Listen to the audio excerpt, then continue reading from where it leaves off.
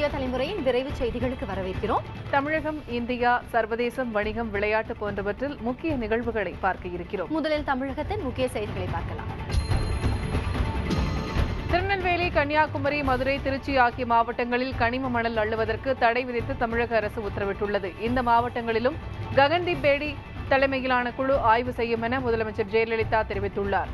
முன்னதாக தூத்துக்குடி மாவட்டத்தில் நடத்தப்பட்ட ஆய்வு குறித்த அறிக்கை முதலமைச்சரிடம் சமர்ப்பிக்கப்பட்டது. திமுக முப்பெரும் விழா சென்னையில் இன்று நடைபெற்றது. இந்த விழாவில் பெரியார் விருது மும்பையை சேர்ந்த ஆரிய சங்கரனுக்கும், அண்ணா விருது எல் கணேசனுக்கும் வழங்கி கௌரவிக்கப்பட்டது. பாவேந்தர் பாரதிதாசன் விருது கா திருநாவுக்கரசுவுக்கும், கலைஞர் விருது எஸ் ஏ உசேனுக்கும் வழங்கி சிறப்பிக்கப்பட்டது. இது தவிர கல்வியில் சிறந்து விளங்கிய மாணவர்களுக்கும் விழாவில் பரிசுகள் வழங்கப்பட்டன. ஈரான் சிறையில் 9 மாதங்கள் தண்டனை அனுபவித்து வந்த தமிழகத்தைச் சேர்ந்த 16 மீனவர்கள் தாயகம் திரும்பினர். குமரியைச் சேர்ந்த 5 மீனவர்கள், ராமநாதபுரத்தைச் சேர்ந்த 10 மீனவர்கள் மற்றும் நாகப்பட்டினத்தைச் சேர்ந்த 1 மீனவர் என மொத்தம் 16 மீனவர்கள் இன்று காலை ஈரானிலிருந்து மும்பை வந்தடைந்தனர். இதையடுத்து சென்னை வந்தவர்களை சொந்த ஊருக்கு அனுப்பி வைக்க தமிழக அரசு நடவடிக்கை எடுத்துள்ளது. பெரியாரின் 135வது பிறந்த தினத்தையொட்டி சென்னை ஜெமினி மேம்பாலம் அருகிலுள்ள பெரியார் சிலைக்கு முதலமைச்சர் ஜெயலலிதா மலர் தூவி மரியாதை செலுத்தினார். சென்னை அண்ணா சாலையில் உள்ள பெரியாரின் சிலைக்கு திமுக பொருளாளர் ஸ்டாலின் மாலை அணிவித்து மரியாதை செலுத்தினார். இதேபோன்று கி வீரமணி, தா பாண்டியன், வைகோ உள்ளிட்டோரும் பெரியாரின் சிலைக்கு மரியாதை செலுத்தினர். கூடங்குளம் அணுவுலை எதிர்ப்பாளர்கள் மீது தொடரப்பட்ட அனைத்து வழக்குகளையும் திரும்பப் பெற வலியுறுத்தி தமிழக அரசிடம் இன்று மனு அளிக்கப்பட்டது. போராட்டக் குழுவுக்கு ஆதரவாக அரசியல் கட்சிகளின் தலைவர்கள் உள்துறை செயலாளர் நிரஞ்சன் மார்டியை சந்தித்து இந்த மனுவினை அளித்தனர். அரியலூர் அணைக்கரை பாலத்தில் பேருந்தை இயக்க கோரி மறியலில் ஈடுபட்ட கல்லூரி மாணவர்கள் மீது தடியடி நடத்தப்பட்டது. இது தொடர்பாக பேச்சுவார்த்தை நடத்திய உடையார்பாளையம் போக்குவரத்து துறை அலுவலர், ஒரு புறநகர் பேருந்து அணைக்கரை பாலத்தின் வழியே இயக்கப்படும் என்று உறுதியளித்த பின்னரே மாணவர்கள் கலைந்து சென்றனர். தமிழ் திரைப்பட தயாரிப்பாளர் சங்க தேர்தலில் வெற்றி பெற்ற KR அணி செயல்பட சென்னை உயர்நீதிமன்றம் இடைக்கால தடை விதித்துள்ளது. தேர்தலில் போட்டியிட்டு தோல்வியடைந்த கலைப்புலி தானு தாக்கல் செய்த மனுவில் தேர்தலில் விதிகள் கடைபிடிக்கப்படவில்லை என புகார் தெரிவித்திருந்ததை அடுத்து இந்த உத்தரவு பிறப்பிக்கப்பட்டுள்ளது. சென்னை பெரம்பூர் ரயில்வே பணிமனையில் பராமரிப்பிற்காக எடுத்துச் செல்லப்பட்ட ரயில் என்ஜினும் அத்தோடு இணைக்கப்பட்டிருந்த மற்றொரு பெட்டியும் திடீரென தீப்பிடித்து எரிந்தன. விரைந்து வந்த தீயணைப்பு படையினர் 1 மணி நேரம் போராடி தீயை கட்டுப்படுத்தினர். இதே பணிமனையில் சில வாரங்களுக்கு முன்பு திறந்த ரயிலில் தீ விபத்து நேரிட்டது. மதுரை மாவட்ட அரசு பள்ளிகளில் சிபாரிசின் அடிப்படையில் காவலாளிகள் மற்றும் துப்புரவு பணியாளர் நியமிக்கப்பட்டதாக எழுந்த புகார் தொடர்பாக அரசு துறை முதன்மைச் செயலாளர் சங்கர் தலைமையில் விசாரணை நடத்தப்படும் என்று தமிழக அரசு தெரிவித்துள்ளது. இதனையடுத்து விசாரணை அறிக்கையை 4 வாரத்திற்குள் தாக்கல் செய்ய சென்னை உயர்நீதிமன்ற மதுரை கிளை நீதிபதி நாகமுத்து உத்தரவிட்டார். கோவை மாவட்டம் இக்கரை போழுவாம்பட்டி ஊராட்சியை 2ஆக பிரிப்பதற்கு எதிர்ப்பு தெரிவித்து தொண்டாமுத்தூர் ஒன்றிய அலுவலகம் முன்பு கிராம மக்கள் ஆர்ப்பாட்டத்தில் ஈடுபட்டனர். 2ஆக பிரிப்பதால் ஊராட்சிக்கு வருவாய் இழப்பு ஏற்பட்டு வளர்ச்சி பணிகள் பாதிக்கப்படும் என போராட்டத்தில் ஈடுபட்டோர் தெரிவித்தனர். இதுவரை தமிழக நிகழ்வுகளை பார்த்தோம். இனி தேசிய அளவிலான முக்கிய செய்திகளை பார்ப்போம்.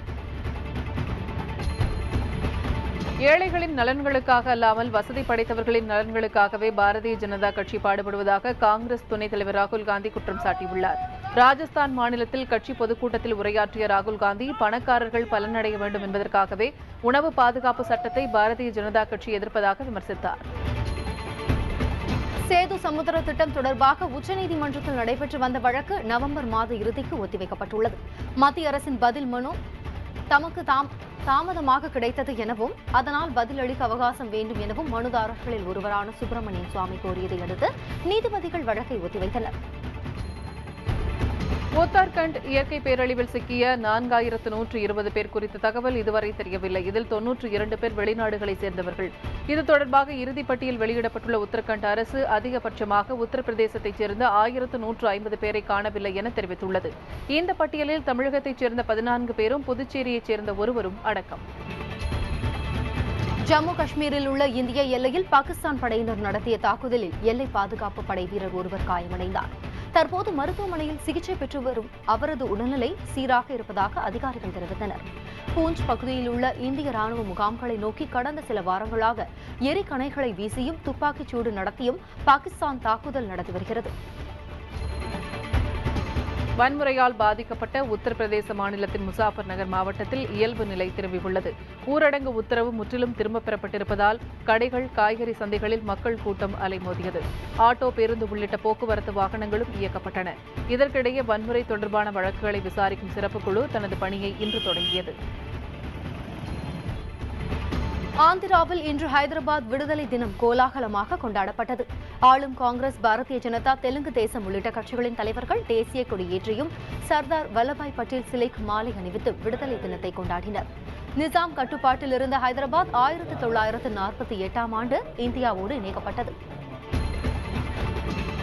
இந்தியாவுடன் பேச்சுவார்த்தை நடத்த ஆர்வமாக இருப்பதாக பாகிஸ்தான் பிரதமர் நவாஸ் ஷெரீப் தெரிவித்துள்ளார். காஷ்மீர் உள்ளிட்ட பல பிரச்சினைகள் பற்றிய இந்த பேச்சுவார்த்தை ஆக்கப்பூர்வமானதாகவும் நிலையானதாகவும் இருக்க வேண்டும் என்று கூறியுள்ள நவாஸ் ஷெரீப், அண்டை நாட்டுடன் நல்லுறவை பேண வேண்டியது அவசியம் என்றார்.